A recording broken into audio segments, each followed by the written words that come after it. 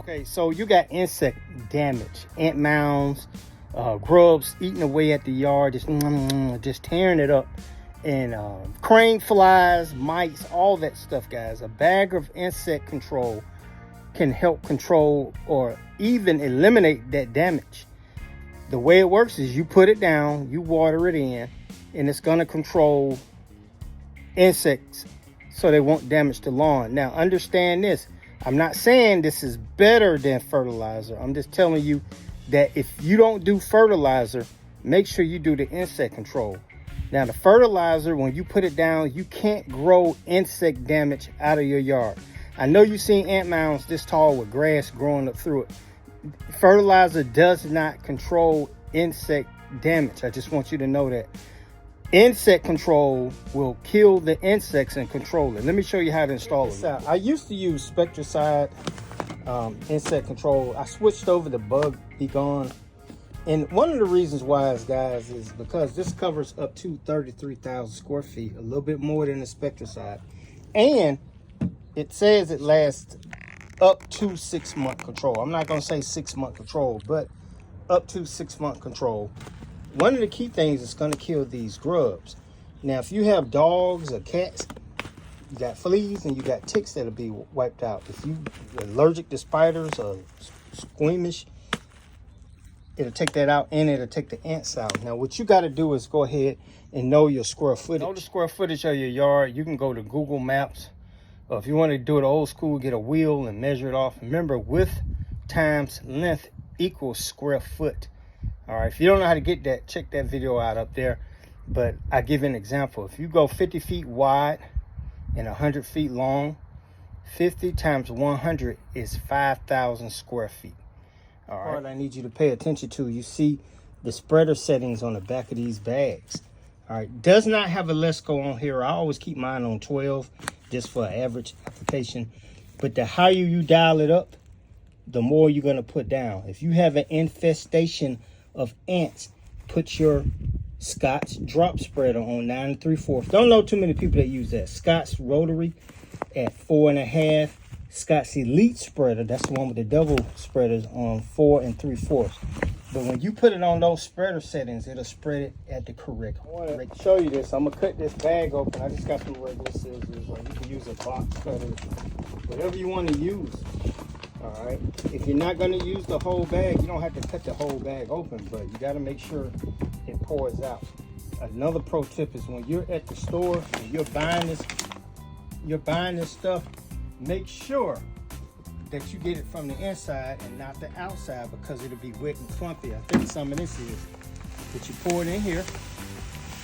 All right, make sure your spreader is closed at the bottom or it's all going to bleed out.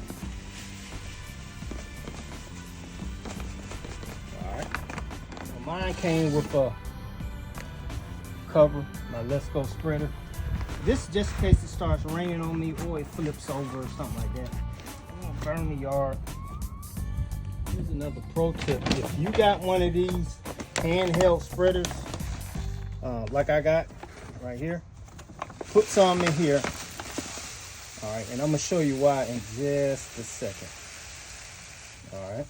Guys, if you over apply this insect control, you're not going to hurt your yard. Don't get fearful of stuff like that and you think that you're damaging your yard. It's just going to have more killing power in those areas. Now, what I have an issue with, if you dump a pile in one area, it may burn the yard if it gets too hot in the summertime. But don't get fearful. Get this stuff applied. Let me show you about this hand spreader. What you need to do is go to your areas like this where you got bushes and shrubs. Hit that.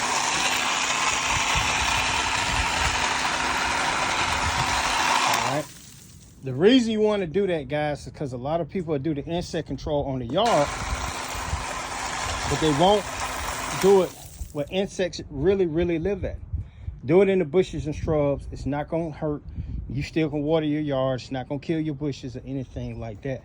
Now, I will say this, if you're going to apply pine straw like I am later on, you might want to get this down before you actually apply the pine straw. Now, remember, when you're applying this stuff, guys, it's not going to come flying out in mass amounts. If you have that spreader setting on 4.5 or whatever it's telling you, It's gonna seem like it's not a lot coming out, but it's actually coming out. What I suggest, you go ahead and push the whole yard. You can actually hear it hitting those pine straw. Just push the whole yard and see how it looks. See how much you got left over. You don't need a lot of this stuff, guys. You don't need a lot. It's pretty much the same way like applying fertilizer. You can do a border pass, which means you go all the way around the border. Then you start working your magic in the middle.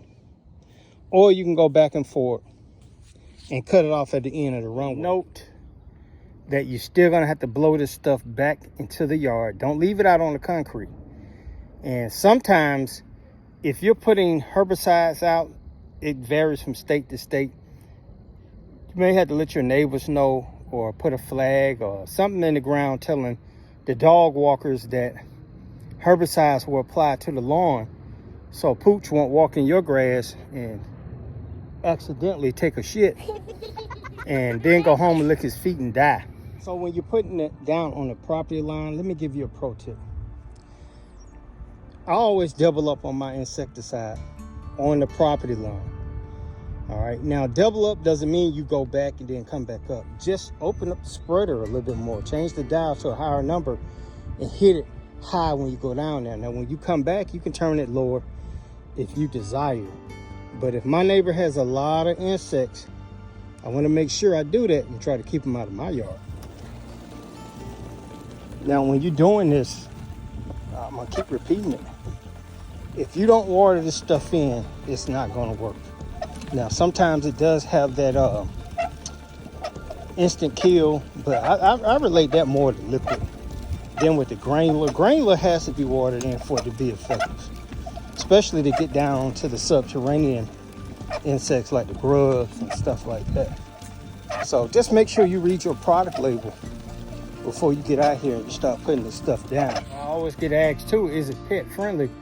Guys, when you read these bags and product labels, it's gonna say after you water it in, and the lawn, pets and humans can return, and then it should be pet safe. I'm not making those guarantees or warranties.